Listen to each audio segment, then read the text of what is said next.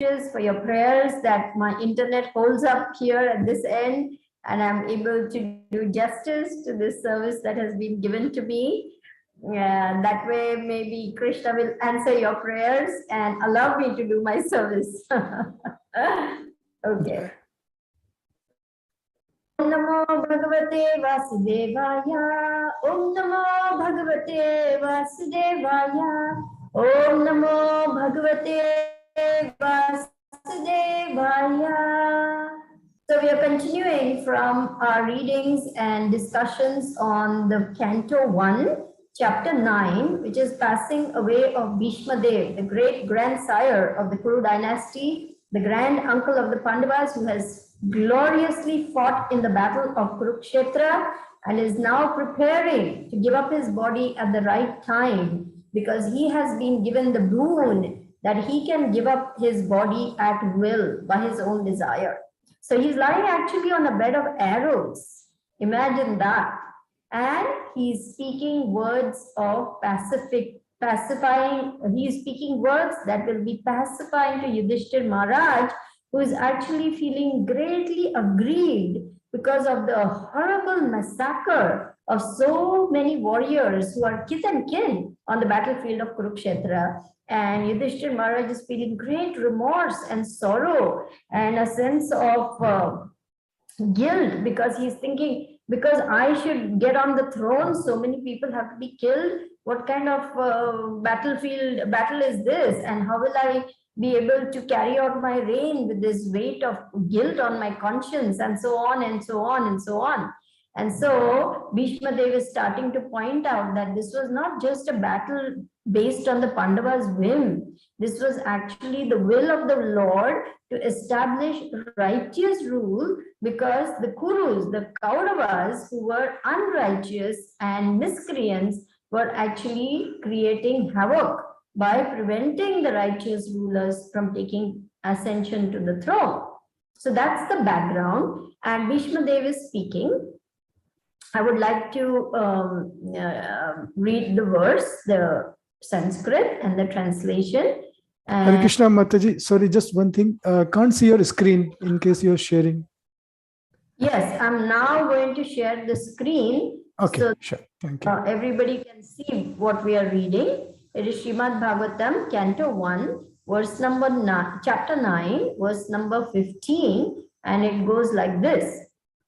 Yatra dharmo suto raja gadapanir vrikodaraha Krishno Sri Gandivam Chapam Surit Krishnas Tato Vipat. Translation and purport by His Divine Grace A.C. Bhaktivedanta Swami Prabhupada, Srila Prabhupada Ki Jai. Oh, how wonderful is the influence of inevitable time. It is irreversible. Otherwise, how can there be, reverses in the presence of King Yudhishthir, the son of the demigod controlling religion, Bhima, the great fighter with a club, and the great bowman Arjuna with his mighty weapon Gandiva, and above all, the Lord, the direct well-wisher of the Pandavas? Purport. As far as the material or spiritual resources were required, there was no scarcity in the case of the Pandavas. Materially, they were well equipped because two great warriors, namely Bhima and Arjuna, were there. Spiritually, the king himself was the symbol of religion. And above all of them, the personality of Godhead, Lord Sri Krishna, was personally concerned with their affairs as the well-wisher. And yet, there were so many reverses on the side of the Pandavas. Despite the power of pious acts, the power of personality, the power of expert management, and the power of weapons, under the direct supervision of Lord Krishna, the Pandavas suffered so many practical reverses, which can only be explained as due to the influence of Kala, inevitable time. Kala is identical with the Lord himself, and therefore the influence of Kala indicates the inexplicable wish of the Lord himself. There is nothing to be lamented when the matter is beyond the control of any human being. Om Agyana Timirandasya Gyananjana Shalakaya Chakshurunmilitam Yena Tasmai Shri Guruve Namaha Shri Chaitanya Manobhishtam Stapitam Yena Bhutale Swayam Rupa Kadamayam Dadati Swapadantikam. Jai Shri Krishna Chaitanya Prabhu Nityananda Shri Advaita Gadadhara Shivasadi Gaura Bhakta Vrinda Hare Krishna Krishna Krishna Hare Hare Hare Rama Rama Rama Hare Hare. So for my humble obeisances to my dear spiritual master, by whose infinite mercy, my eyes that were tightly shut by the darkness of ignorance have been opened by the torchlight of knowledge. So here, Bhishma Dev is continuing to speak, and it is really wonderful how he is explaining all the different things that are happening on the battlefield. After all, the Pandavas are not ordinary warriors. Each of them is a Maharathi capable of fighting against thousands of soldiers. Who is Yudhishthir Maharaj? He is the son of Pandu, who is himself the son of Vyasadeva. And his father is Dharmaraj or Yamaraj, the god of religion, righteousness. Not a small thing. He is born of a very illustrious father and a very pure and chaste mother, Queen Kunti, herself a great devotee of the Lord. Then there is Bhim. Who is Bhim? He is a very powerful, extremely powerful warrior because he is the son of the wind god, Vayudev. Again, he is born of Kunti and Vayu, the demigod of the wind. And who is Arjun? He is the son of Indra, the king of the demigods, very valiant, very skillful in archery, extremely brave and expert in the art of warfare. So these are very big heroes on the battlefield. Now you might say, how are they brothers? They all have different fathers. What is this? So there's a very interesting story behind it, which I will relate to you. Because you see, Pandu, he was the son of Vichitravirya. Now Vichitravirya actually died childless. And then Shantanu's wife Satyavati ordered Vedavyas to impregnate his wives Ambika and Ambalika so as to have children to continue the line, because Bhishma had taken a vow of celibacy. He would not ascend the throne. He had taken that vow that he would not marry, neither would he ascend the throne, because this was the condition Satyavati's father made before giving her hand to Shantanu. So he was bound by his vow. And so even though Vichitravirya had died, he would not take the kingdom. Dhritarashtra, the elder son, was blind. So when the time came for coronating, actually Vidur asked Pandu to take the throne. Now Pandu, after taking the throne, once he was out hunting as a king. And in the forest, he mistook Rishi Kindama, who in the form of a deer was mating with his wife, a doe. So thinking them to be an ordinary deer and a doe, he shot arrows and killed them. While dying, this enraged sage cursed the king, saying, because you have interrupted me in the act of conception, you too will die if you engage in sexual intercourse with a woman, which is a very heavy curse. So Pandu was so distraught, he decided to give up his kingdom and take to the forest and do tapasya. So he left the kingdom along with his wife Kunti and Madri. They were two wives of King Pandu. But he was feeling so much that I don't have children. And he was speaking of his desire to be a father. At that time, Queen Kunti told him about the boon she had received from Durvasa Muni. What happened was, when she was a very young girl, in the kingdom of her father, Durvasa Muni came to visit for a long spell of time. He stayed for a long time, and her father directed her to take very good care of the Muni because he was very hot-tempered.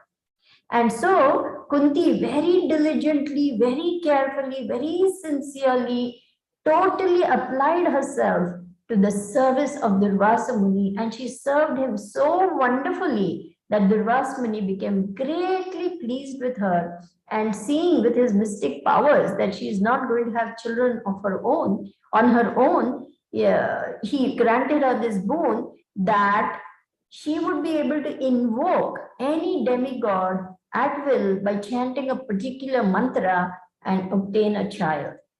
So this was a very big and a huge boon. And young Kunti, still an unmarried young girl, not knowing the power of this mantra, feeling a little curious and intrigued to see whether it will really work, she was looking out at the window at the sun god. And she decided that she will call the sun god by invoking this mantra, not really sure whether the mantra will really work. Lo and behold, as soon as she said the divine mantra, the sun god came, brilliant, shining, glowing, golden, into her room and said, "Yes, I am here." And so Kunti Devi got very frightened because now she didn't want a child. She was still a young, unmarried girl. So she said, "No, you please go away." The sun god said, "I am bound by the boon. I cannot go away." Let me just explain the whole story to you so that you can understand the context with which these great warriors were born. So she said, "What can I do? I'm a young unmarried girl." So the sun god said, "I will give you a child, but your virginity will remain intact. So do not worry." So she obtained a child, and she was very frightened from that point on, because how a young unmarried girl can become a mother without conception. So then, in order to hide what had happened, she put the child in a basket and sent him floating down the river. And that was her first son, Karna. Later on, we will see in the battle of Kurukshetra that he took the side of Duryodhan. Now that she is married to Pandu, she tells Pandu that I have this divine mantra by which I can invoke any demigod and have a child. So Pandu requests her, "Well, I would like my first son to be very righteous. So please ask the god of religion and righteousness, Dharmaraj, to give you a son." And that is how Yudhishthir was born. And he was known to be extremely pious, very strict in his morals. He never spoke a lie. And he was known to be so honorable that he had no enemies. One of his names was Ajata Shatru. That's how righteous he was. Then, after that, Pandu asked her, "I want a very strong son." So Kunti this time invoked the wind god Vayu, and that is how Bhim was born. Very powerful warrior, so powerful that he could uproot mountains and he could fight with huge Rakshasas and emerge victorious. That's how powerful he was. Then finally, he asked Kunti, "I want a very valiant son." So she asked Indradev to give her a son, and that's how Arjuna was born. So these are all very great warriors. And then, feeling sorry that Madri will not have any children, he told Kunti Devi, "Please give this mantra to your co-wife so that she can also have children." He didn't want her to be without children. So Kunti Devi taught that divine mantra to Madri, her co-wife, and Madri invoked the Ashwini Kumaras, and that's how Nakul and Sahadev, the twin brothers of the Pandavas, was born. So now this verse is explaining how these great mighty warriors are there. Yudhishthir is the son of religion personified. Bhima is an extremely powerful warrior. Arjuna was very skillful in archery. He was famous for being so skillful in archery. On top of that, Krishna himself is present on the battlefield. So it's a very powerful combination of great material prowess and great spiritual acumen. Then how come so many reverses? So we might, let me go back to the screen share and share that verse with you. I took it off, but let me put it back on so we can see it as speaking on it. Spiritually, the king himself was a symbol of religion, and above all of them was the personality of Godhead, Sri Krishna himself. And yet, there were so many reverses on the side of the Pandavas.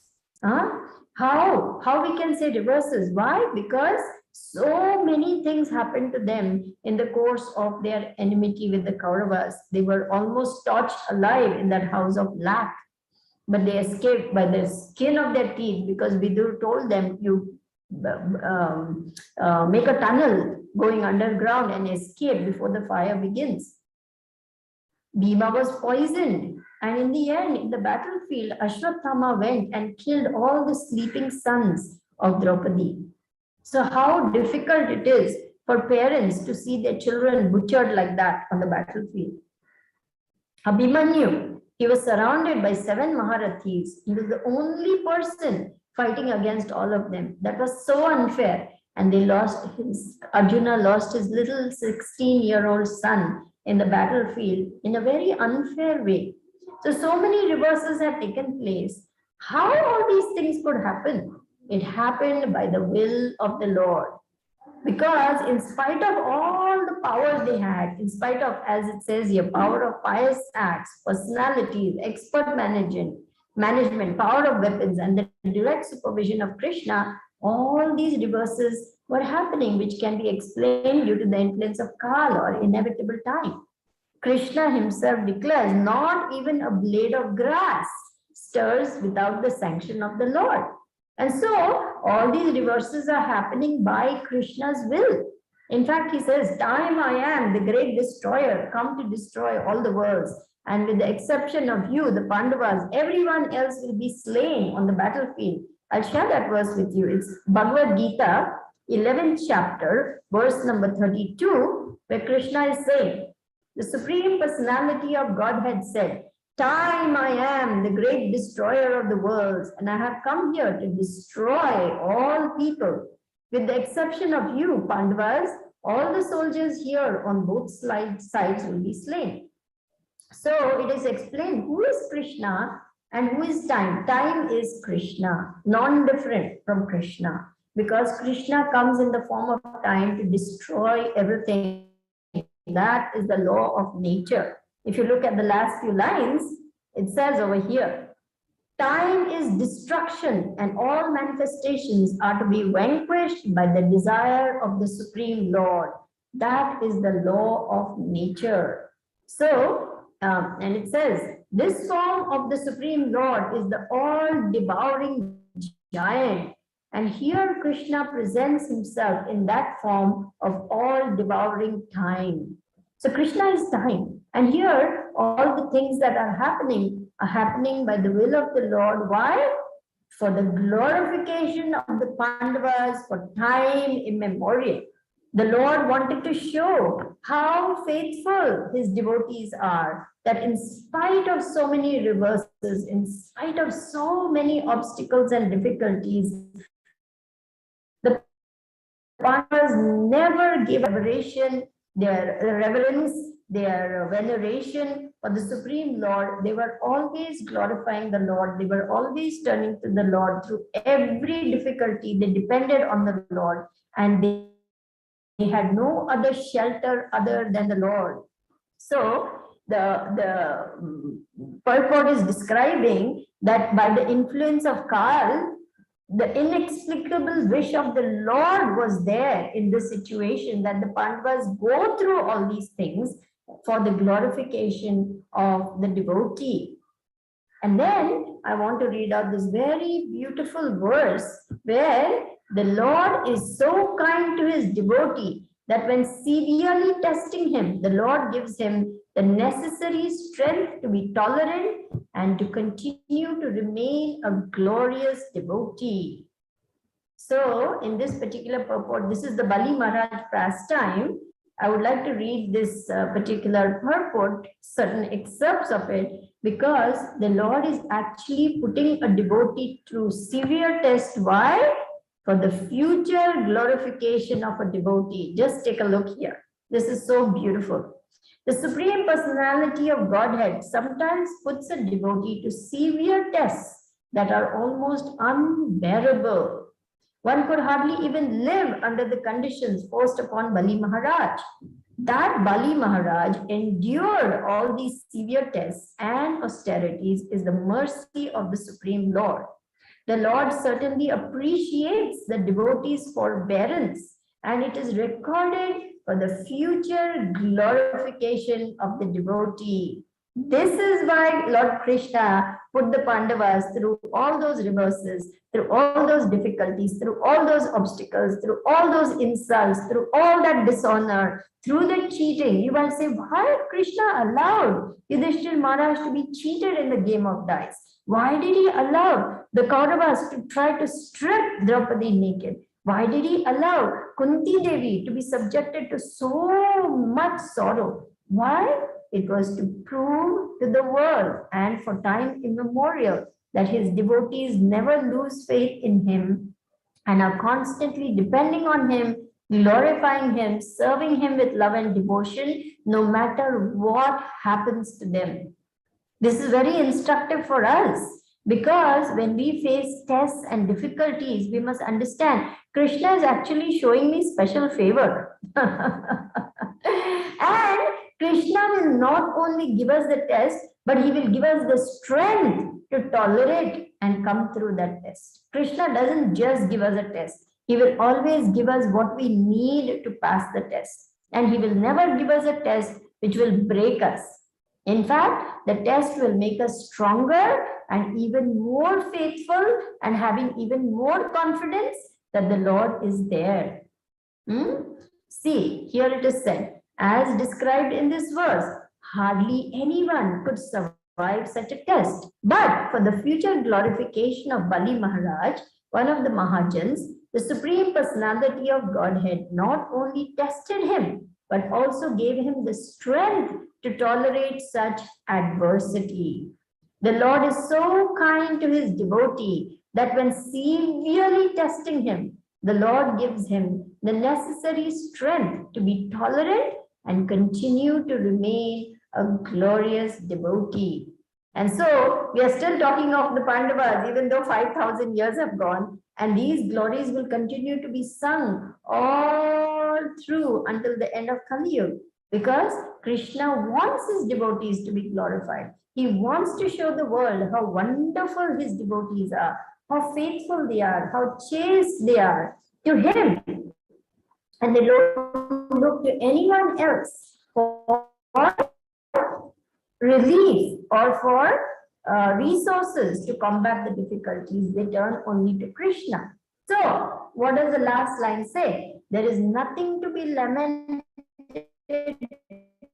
when the matter is beyond the control of any human being. In all situations, we do our best, we try our best, and then finally we understand that whatever is happening by the will of the Lord, and that there is nothing to be lamented when things are going not according to my plan.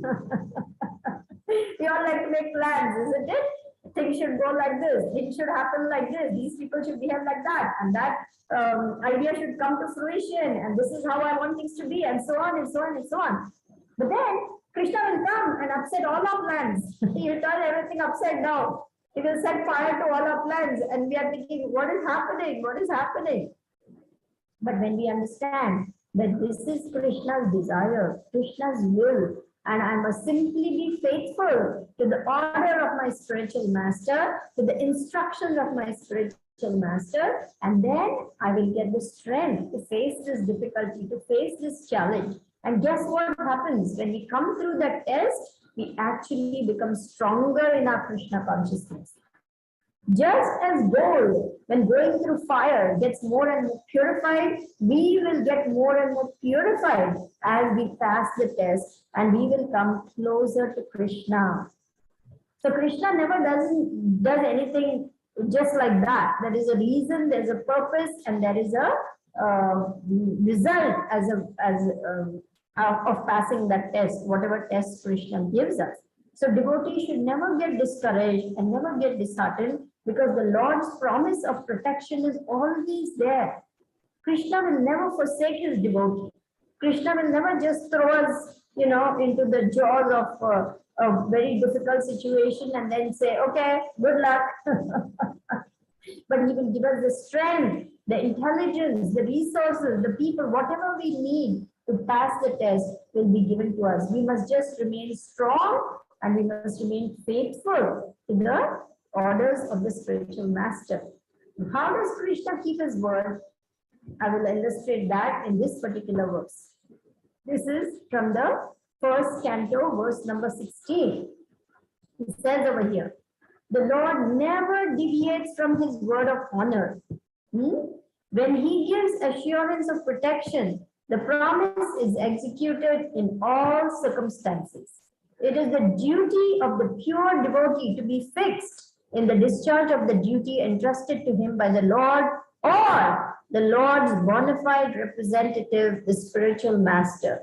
The rest is carried on by the Lord without a break. And we can see that over and over again in all the trials and tribulations that Draupadi faced, that the Pandavas faced. Who was there? Only Krishna. When all the disciples, 60,000 disciples of Durvas Muni and Durvas came to the hermitage asking for hospitality, the food in the Akshay Patra had got finished because Draupadi had eaten her meal. How is she going to feed so many people? So helplessly, she called out to Krishna, please come and help me. And Krishna came there and he said, what do you need? She said, what can I do? I have to serve all these people. I have no food. The food pot is empty. Saying, are you sure it's empty? Yes, it's empty. I've had my meal. No, go and check the pot. There may be something over there. And there was a little piece of vegetable and a little particle of grain. Excuse me. Of rice or something sticking. And Krishna took that and he ate it with great satisfaction. Now, just because he ate it with satisfaction, what happened to all the 60,000 disciples and Durvas Muni? They felt as though their stomach is full and fully satisfied. They felt very embarrassed. They said, how can we eat another meal now? Let's go away. And so they took off. So Draupadi was saved from the wrath of Durvas Muni. The Pandavas were saved from a very grave situation by the mercy of the Lord. What happened when Dushasan was trying to strip Draupadi? He tore off all the saris one by one, and finally she just called out, hey Govinda! And Krishna supplied unlimited saris to save her chastity, to save her modesty. So like this, I'm just giving you examples of how Krishna is ever ready and ever willing to help his devotee distressing the situation.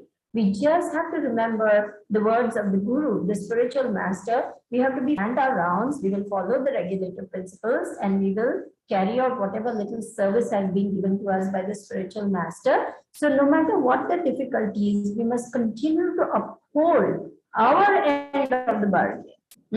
We cannot afford to deviate from that because this is the bare minimum expected of the devotee. Bare minimum actually. Krishna has sent Srila Prabhupada, who has made everything very simple and very much less compared to what it really should be. Srila Prabhupada said this, I am 80% lenient with you all. He's only giving 20%. Says, I'm 80% lenient with you all. At another time, Srila Prabhupada said about deity worship, yes, if I had to tell you everything, you would faint. So Srila Prabhupada has given us so many discounts, concession after concession, so much liberality that we are indeed very blessed.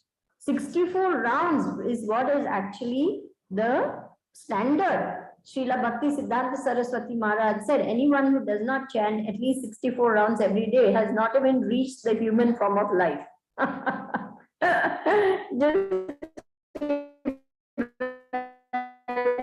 That. But Srila Prabhupada is so merciful, 16 rounds every day to chant.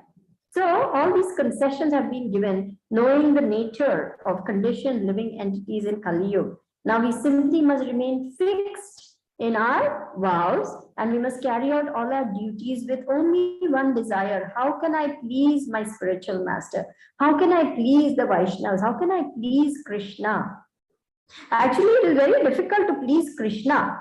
We are not so exalted that we can think even of pleasing Krishna.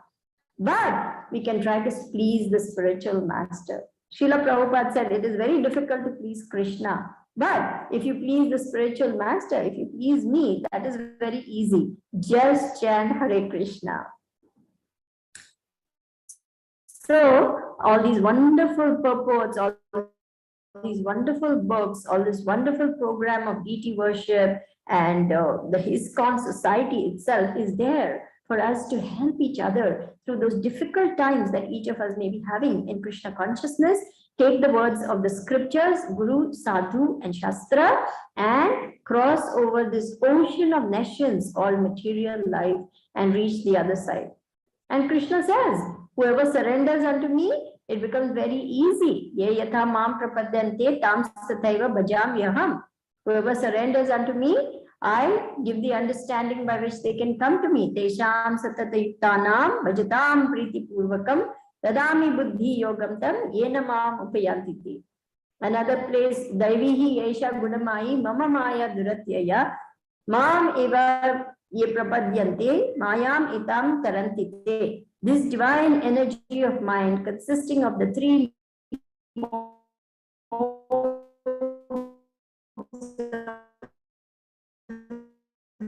material nature is very difficult to overcome, but one to help us. And the examples of great devotees who underwent such difficulties but yet never flinched in their love and devotion to the Lord. Think of Prahlad Maharaj, just a little 5-year-old boy, so small. What do 5-year-old boys really know? But Prahlad Maharaj was a great devotee of the Lord. He was pure devotee in the womb of his mother because he had heard everything from Narad Muni. And so he was fixed in his devotion to Lord Nashikadev.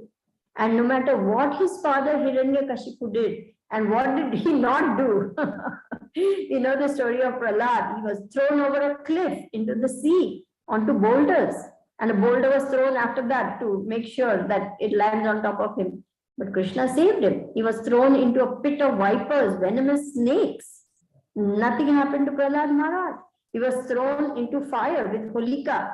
Holika was a sister of Hiranyakashipu, and she had the gift that no fire couldn't touch her.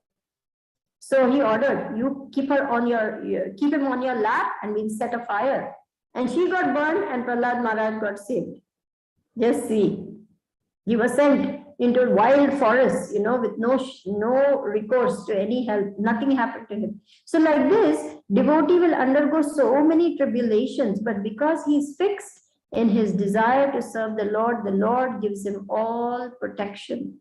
Devotee should not have any fear on this count in case of material obstacles, difficulties. Simply by taking shelter of Krishna's pure devotee, the spiritual master, we can easily overcome the obstacles and continue to offer service to the Supreme Lord. So thank you all for listening so patiently.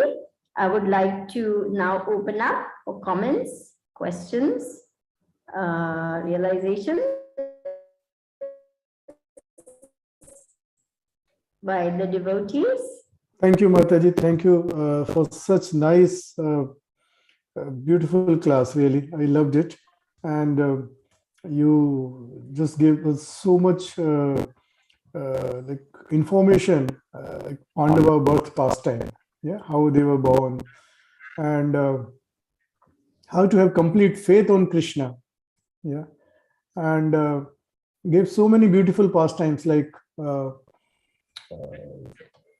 Durvasa Muni, how he saved Draupadi, and how this Prahlad Maharaj was saved, and so many beautiful pastimes.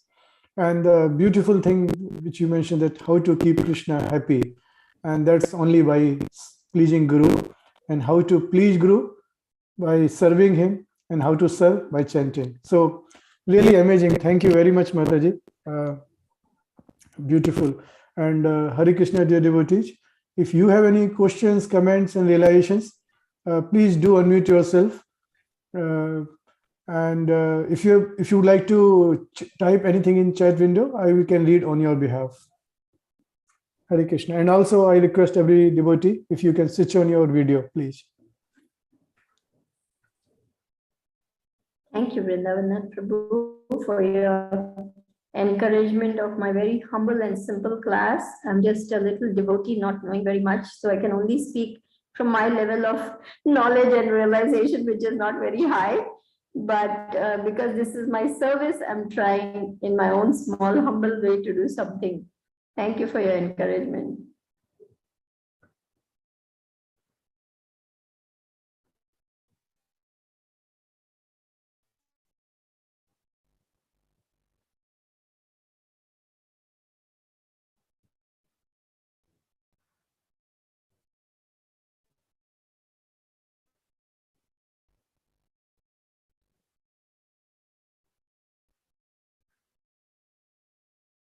So by the time devotee raised their hand, Mataji, I have one question, and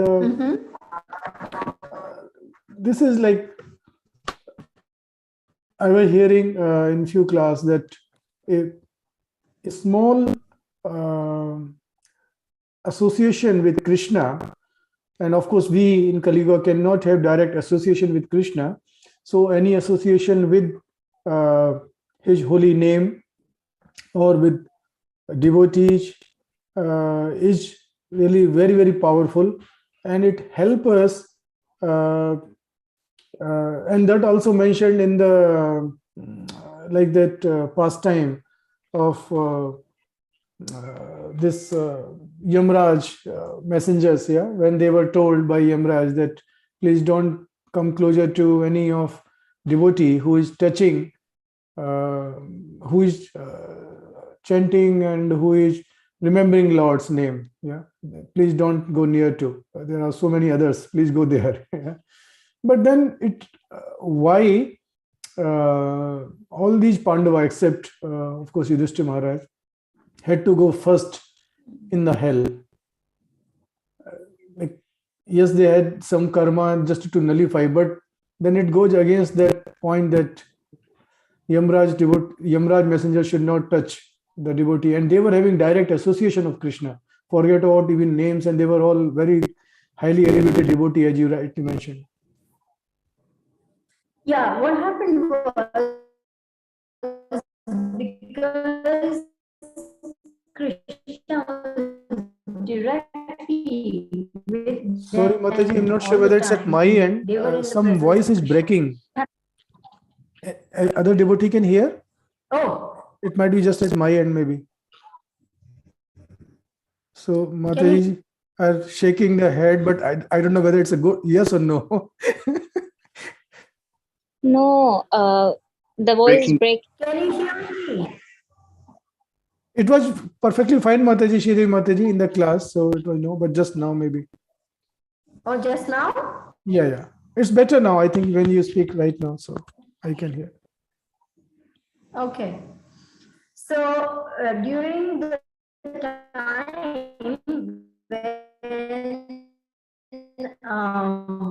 Krishna wanted Ashwatthama, now Dronacharya was extremely fond of his son Ashwatthama. And Dronacharya was a very skillful warrior, practically invincible. And so Krishna knew that there had to be some way to defeat Dronacharya, which would not happen in the ordinary course of events.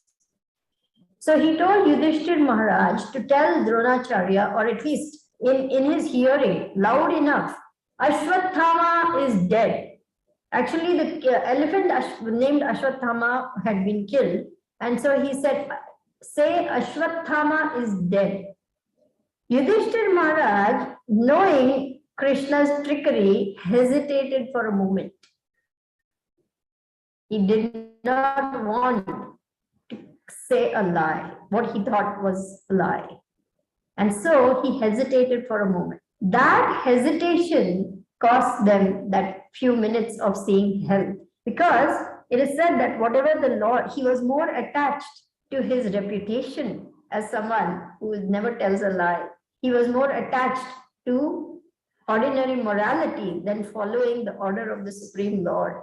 And so for that momentary hesitation and for that refusal to carry out, for having a doubt, basically he doubted, how I can do this? It's a lie. Why I should do this? Like that. So for that reason, it is said that he had to see hell for a few minutes. and the Pandavas.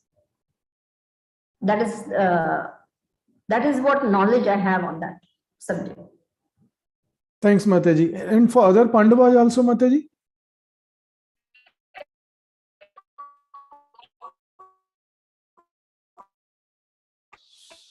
Sorry, Mataji, you can't hear it. I think because, can you hear me? No, Mataji, can't hear. Maybe if you can switch off your video, Mataji. Sorry, but just to improve the quality. Okay. Well, the other four are, Pandavas are together. It's Yudhishthir Maharaj is not alone. He and the Pandavas, the leader takes responsibility for everyone. So the leader's actions also affect everyone. Whatever the leader does or does not do, it affects everyone. So therefore, the Pandavas, all five of them, had to suffer the consequences of what Yudhishthir Maharaj did.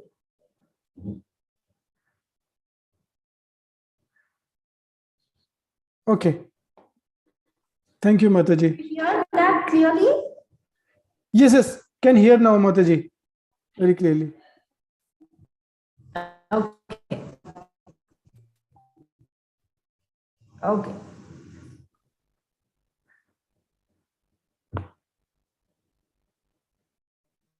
So thank you, Mataji. Thank you very much.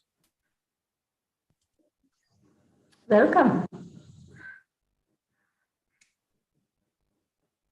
Devotees, any? Yeah, Namita Mataji, please go ahead. Hare Krishna. Please accept my humble obeisances. All glories to Srila Prabhupada. All glories to our dear Guru Maharaj. And all glories to the assembled devotees. Hare Krishna, Mataji, please accept my humble obeisances. All glories to Srila Prabhupada. All glories to Gurudev. All glories to the Vaishnavas. So, Mataji, we hear glories of holy name so many times that we read, we hear, we glorify with each other, and we in fact know that holy name, it purifies us so much, and it has so many benefits beyond our expectations, beyond our thoughts. So we know it and we are trying it, but still, in spite of this is what I feel, that in spite of willingness and in spite of our try, we are many times unable to take the benefit of the holy name. So why is that? Is it because of our anathas? Why does that happen? Yes, absolutely. You answered the question. It is because of offensive chanting.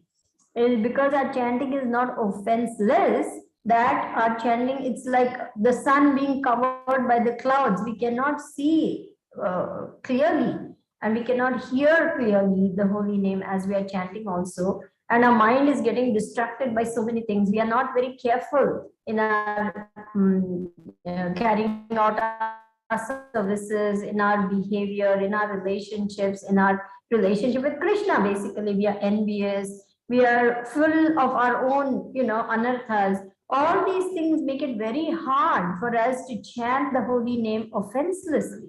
And because we are chanting with offenses, we do not develop full attraction for the holy name. We don't have taste for the holy name. We are just doing it routinely, mechanically, but still we are doing it. That the main thing is to not give up. The main thing is to not give up. We might feel, oh, I have no taste. I'm just chanting. Doesn't matter. Keep chanting. One day the taste will come. We should never give up. We should never feel discouraged that I'm not chanting nicely. I'm chanting in such a distracted way. I'm making so many offenses. Doesn't matter. Just like a child learning to walk, we will stumble, we will fall, but the child doesn't give up walking. Similarly, we should not give up chanting. And slowly, we will work through our anarthas. We must always be conscious that I want to improve my japa. I want to improve by getting rid of my anarthas. So this mentality we must constantly be having. How can I improve my Krishna consciousness? How can I improve my japa? How can I increase the quality of my seva? How can I get rid of all my offenses? This constant endeavor to improve must be part of our Krishna consciousness. We cannot afford to be complacent. Srila Prabhupada so we cannot afford to take it easy and say, I'm chanting, it doesn't matter how I chant. No, it matters. Because you will make offenses if you're not chanting nicely, which we all do from time to time. But we will find that as we are endeavoring, our chanting is getting better. We are getting more attracted to the holy name. We are becoming less offensive. And then we feel a sense of, encouragement that yes, I'm purifying myself. And so if I keep going, I'll get more purified. If I keep going, I'll get more purified. And the day will come when I overcome this anartha of telling lies or cheating others or being harsh with people, whatever anarthas we are struggling with.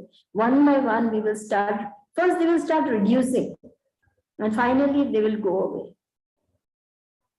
So it's not so easy, Anartha Nivritti actually is a huge Siberian desert that we have to cross to reach Nishtha, to reach steady, fixed state in Krishna consciousness is not very easy. In fact, Guru Maharaj says most of us are in the Anartha Nivritti stage. We are struggling with the anarthas.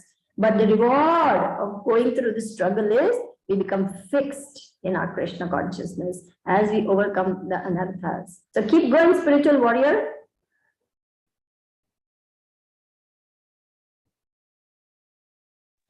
Thank you. Thank you for the encouragement. Hare Krishna. Hare Krishna. I hope it was clear whatever I was saying without any breaks. Yes, yes. Thank you. I think learning from this, Sridevi Mataji, is that this holy name, if our, everything depends on our consciousness. Yeah.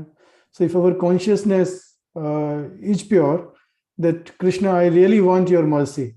I'm not qualified, but I'm just begging. And this holy name also I can't chant because of my anarthas, but I'm chanting just to keep you happy. One day I may chant properly in this very life, but even if not, I'm just trying. I think that consciousness also, if it's there, then even we may incur lots of offenses, but probably it may help us in the right path.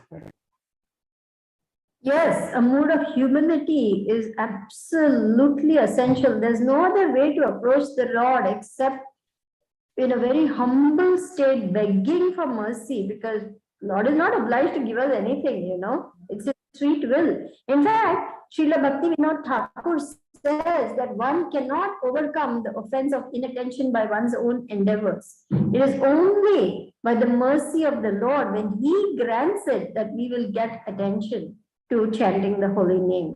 So really speaking, we can only beg for the mercy. My dear Lord, by my own efforts, by my own endeavors, I can never ever reach that platform of attentive chanting. But you, my dear Lord, can grant me this favor and give me the blessing of attentive chanting. And if Krishna is seeing that we are really sincerely endeavoring, then and only then He will be pleased to grant that to us. Otherwise, no. So the mood, you are absolutely correct, the mood of humility and of utter helplessness and surrender. My Lord, whatever you wish, it is your mercy on me, but this is what I desire. Please help me.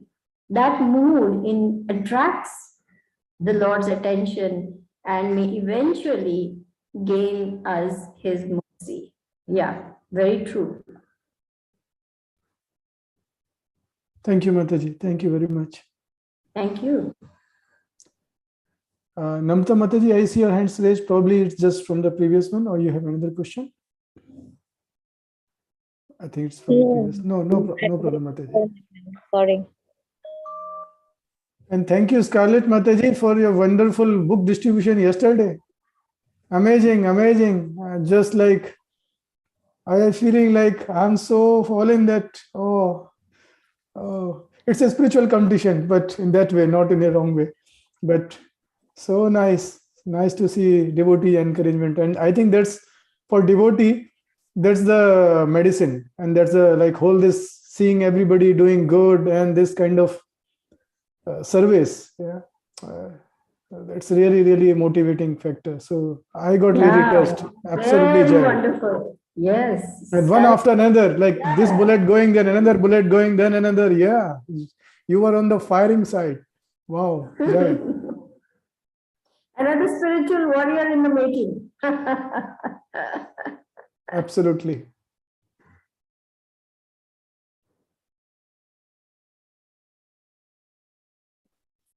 Hare Krishna Mataji, please accept my humble obeisances. All goes to Srila Prabhupada. All glories to Hare Hare Krishna, Srimati Ji, please accept my humble obeisances. All glories to Srila Prabhupada. All glories to Gurudev. Mataji, why you are putting G at the end of my name? Okay, Srimati Devi. Thank you for the wonderful class, Mataji. I was also remembering the point that I heard in a lecture that our Guru Maharaj also says that Krishna never puts you in a difficulty which you can't handle or which you can't come through. So Krishna will give the intelligence and the power or the strength to come out of that particular difficulty. Yeah, that's what happened with the Pandavas also. Yeah, thank you so much, Mataji, for pointing that. And very nice class, Mataji. Thank you so much. Your internet was good, and thank you so much for joining and giving class, Mataji. Hare Krishna. Thank you. Thank you for your encouragement, Srimati. And G is just a form of respect. I don't intend to irritate or annoy you. I just said that because No, because you never addressed me like that. So no, Mataji, is just because you are not on the video. So whoever does not come on video has to be addressed like this. Good one without that. Yeah. Sorry about that. I just wanted to add, Srimati Devi, to what you said, that Krishna will give us, all that we need, but it will come through devotees. It will come in the association of devotees. It is through the devotees that Krishna gives his mercy. If you're sitting around thinking Krishna will directly zap my head with some, fantastic idea, or he will suddenly send 10 soldiers to help me out, that's not very likely to happen. But in the association of devotees, our trusted friends and our mentors, they will give us the guidance, they will give us good intelligence, they will show us the way forward. So we really need sheltering relationships in Krishna consciousness. I want to stress that because that story of that man who said, I will only depend on Krishna only will save me, and the flood waters were rising and rising, and Krishna sent the boat, and Krishna sent a helicopter, and he said, I'm waiting for Krishna. And finally he died, and he said, why God, you didn't come to rescue me? And then Krishna said, you fool, I sent so many people to save you and you never paid attention. So like that, we should understand that Krishna's mercy comes through his devotees actually. That's very important. And that is why we need relationships. It is so important for us to have sheltering, nurturing, warm, caring, trusting, where there is love and trust. Because only where there is love and trust, we can really open our hearts and share the most vulnerable and the most shameful parts of ourselves. Because, hey, we are not perfect. And we all have those dark corners that we don't really want to go into, but they need to be gone into, they need to be cleaned out, they need to be addressed, because they are stumbling blocks in our Krishna consciousness. And unless we face those things, we will all the while come up against that same test again and again and again. Until we pass the test, Krishna will keep sending that test. It's just like school. If I want to go to 6th grade, I have to clear the exams for the 5th grade. If I want to go to the 8th grade, I have to clear the exams of the 7th grade. And if we don't clear the exam, then we have to keep giving the exam again and again. So sometimes, when we are stubbornly refusing to see what we need to change, Krishna will keep giving that test again and again to us until we realize what we actually need to do to change things, to move forward. Yes, Mataji. Yeah. Thank you so much for adding that. Thank you so much. Thank you. Very nice question. Very nice comment and realization. Thank you for sharing that. Thank you, Mataji. Hare Krishna, Scarlett Mataji. Please go ahead and ask for the Srimad Bhagavatam. Yeah, anybody would like to take here? No. I just want to explain the Krishna's mercy. What I got yesterday, it was I am very, very fearful to ride bus or tram. And yesterday I thought, okay, I just walk all the way to this person that I am going to distribute Srimad Bhagavatam. But then when I came to when I want to go over the street, so the voice told me, no, stay, stand. Okay. And then I look, it comes a bus which goes to exactly the destination I want, which never I have seen this bus there, never. But then I thought maybe it's not going to stand. So when he come near, so I said, he says, yes, come. And the bus was empty. There was nobody in the bus all the way until 2 stations before. There come 2 other older people ride with this bus, and I could ride the bus. I have not ride the bus or train in 2 years. In 2 years, I have not do it. But this time, yesterday, I did it, and I thought, this was the mercy of Lord Krishna. He says, no, yes, you shouldn't walk 9 kilometers, because it's 9 kilometers where I was going to go.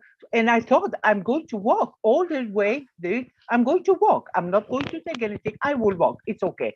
But then Lord Krishna says, no, not today. You're not going to walk. You're going to ride the bus. And I'm going to see that you're not going to be afraid. You don't need to be.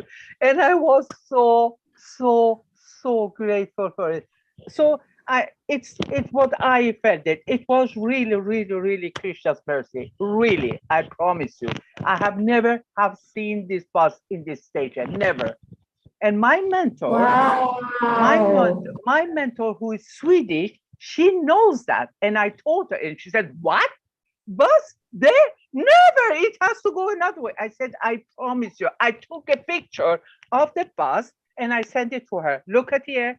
I am in the bus and this bus was there.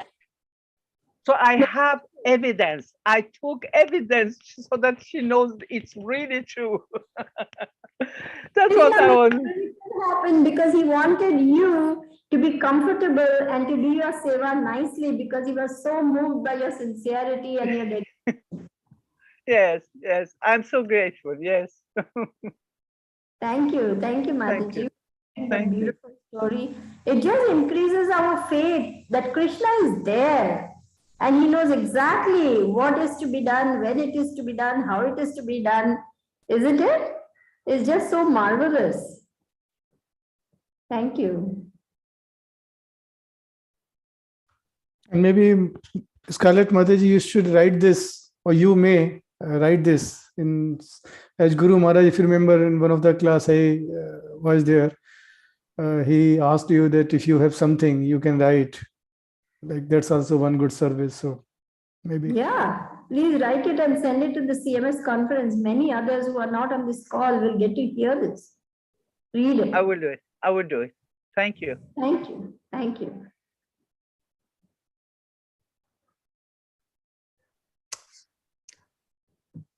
Hare Krishna, dear devotees. Any questions? If you are not on video, Mataji will not say, "Gee, don't worry.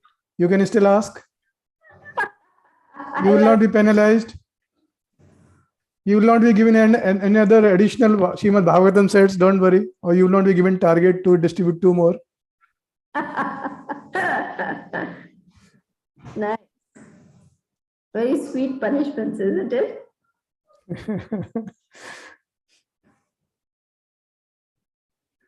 Devotees are sweet, so punishment has to be sweet. That is true. Very true. Okay. Looks like not now, but that's fine. Sridevi Mataji, we have reached time also. It's already Okay. 8 minutes over. So Okay. I think thank you very much. Really, really, really meaningful, Mataji. And I say I have not joined few classes, could not join because of certain reasons and office things, but absolutely glad to be part of this association and these classes and your classes also. So thank you very much. All glories to Srila Prabhupada, all glories to Guru Maharaj, and all glories to you. All glories to the wonderful devotees. All glories to your hosting us. All glories to our wonderful Guru Maharaj and Srila Prabhupada's mercy. Really speaking, I'm just, very unqualified and not having much knowledge. Whatever little bit I know, I'm just trying to squeak by with that. And you are encouraging me by overlooking all my faults. So I am very thankful to you for being so kind and gracious towards me. Thank you so much.